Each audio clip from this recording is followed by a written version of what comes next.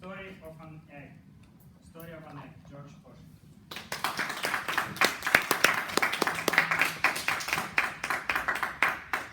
Fellow Toastmasters and honored guests, I would like to begin my story with a disclaimer that this speech is about science. And science is not, I know that it's not at the top of your minds. But I would like to request you that, I'd like to assure you that if you're going to follow my speech, if you're hearing what I'm going to say for the first time, you are going to take something back. You are going to realize that, hey, how come I hadn't even thought about it? So let me start my speech. How many people here not like eggs for breakfast?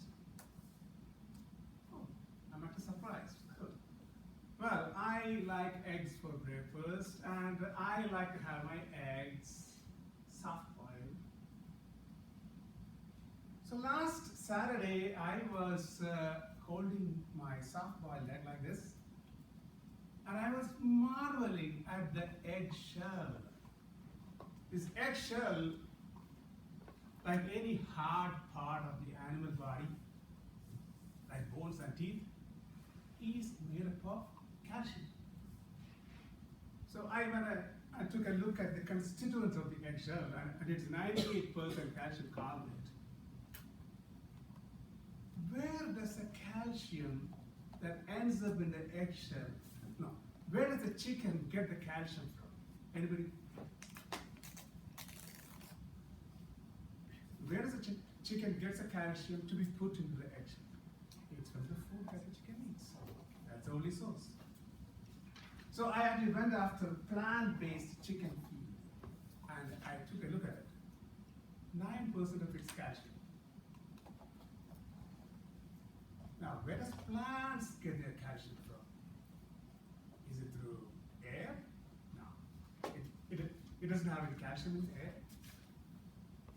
Anybody? Soil. So the calcium is in the soil, and it gets dissolved in water, and when the roots pick up that, it will end up in the plant. So every atom of calcium in the eggshell that I was actually holding was in the soil.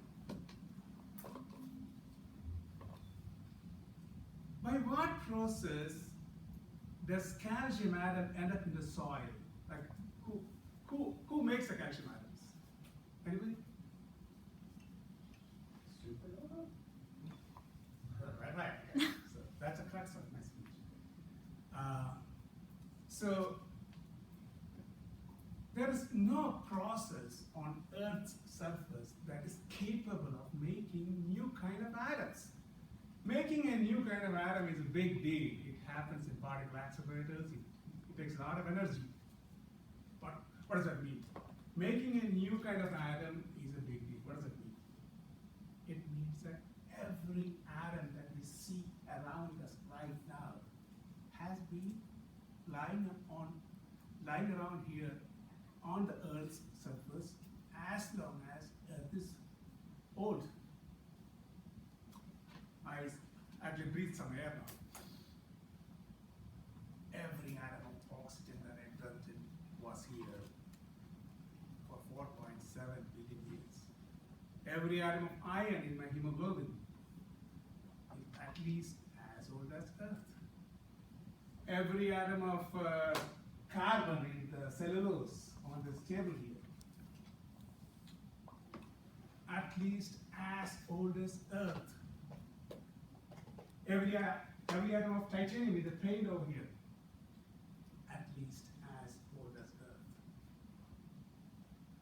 So on the atomic level, we are all as old as Earth. So what was the situation before that? And the situation before that was here, as you can see. This is the formation of a solar system. Every atom of calcium in the eggshell that I was holding last Saturday was here. Every atom of anything that we see, mostly, was here. Now, who made these atoms? By what process are atoms made? Well, one possibility is that you could say that atoms were made, let's say, when the universe started, let's say, by Big Bang. Now, when Big Bang happened, only two kinds of atoms were made. Hydrogen, the most simplest of the atoms, and helium. By that time, these two atoms were made, the universe had expanded and cooled off to such an extent that there was not enough oomph to make the other kinds of atoms. So how are these interesting other kinds of atoms, like calcium, that I have been poking around? And is anybody wearing gold here? Gold ornaments or gold chain? Or diamond rings? Well, that's very surprising. Like nobody is wearing any kind of ornaments here. But anyway, yeah. If you take any interesting atom that was not made by Big Bang. So who made these atoms? By what process are atoms made? And to answer that question, you have to look up.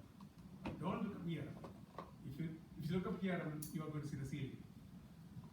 You have to go outside and look up. And when you go outside and look up, if it is nighttime, you are going to see the stars. And if it's daytime, you're going to see the sun, which is also a star. And what happens in these stars is this very process. Two simpler atoms are taken, fused together to make a complex atom. And that complex atom is taken, fused together with another atom to make a more complex atom. And this goes on. That's how all the interesting atoms are made. So how come those atoms end up in our body? When big stars, at the end of their lifetime, they die by exploding. And that kind of an explosion is called supernova explosion, as Bill just mentioned. And when that explosion happens, it's going to scatter its cachet of atoms everywhere around. That will get collected, and that will form the raw materials for the next generation of solar systems. So, on the atomic level, we are all descended from stars. We are all made up of stardust. If it were not for the stars, we won't be here. In the words of Lawrence Krauss, you are here because the stars died for you, not somebody else died for you. If you know what. So let me end my speech with a rejoinder.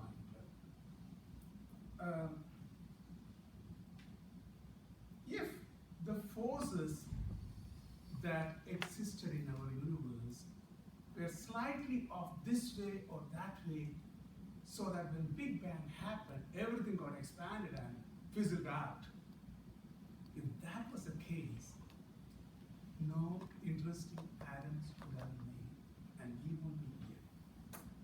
It so happened that Big Bang happened, everything got fizzled out, and then stuff got collected together as milk-wood curd to form stars, galaxies, and clusters of galaxies. And that's how interesting atoms were made. And that's how we are here. And if you take a look at the whole universe around us, we will feel that, hey, that is very big. We don't need to worry about anything. We are in some detached process out here. Not so fast, not so fast. We are connected together. We are connected to whatever that's actually happening in the universe in a very, very strong way, because every atom in us is made in those stars.